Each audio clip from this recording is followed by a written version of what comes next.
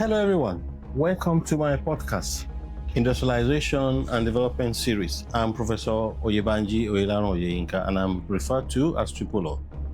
And today's episode is titled Engines of Growth, How Industry Build the Modern World. And today, to start, I pose a very simple proposition. Industrialization is the universal path to development. And I'll be making a series of this podcast to share from my knowledge of decades-long study of this subject matter. I believe we need a better understanding of the sources of progress. African and Nigerian economies remain agrarian in nature. An agrarian country has a low-income equilibrium economy. Nigeria remains poor because it is a consumption nation. This type of economy buys everything, while those who produce makes wealth. Production nations generate jobs through manufacturing and through export expansion. Let me begin with a foundational statement. The only way for a country to develop is to industrialize. Second, the only way for a country to industrialize is to engineer a rapid transition from an agrarian society to an industrial society. And third, the only way to develop is to stop listening to foreign uninformed advisors for your own national welfare and development.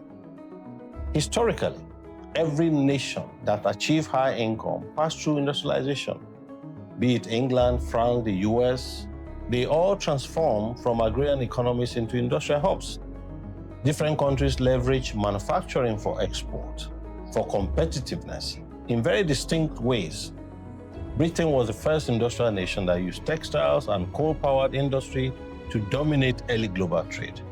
It had unparalleled infrastructure advantage, railways, telegraph, steamship. It gave Britain unmatched access to global markets. Britain, Western Europe, and North America extracted raw material from their colonies. At the same time, the colonies were impoverished and hollowed out of human capital through imperialism and slavery. Whereas factories in European capitals, they prospered. Germany, on the other hand, specialized in precision engineering and chemicals. The United States scaled mass production for global markets.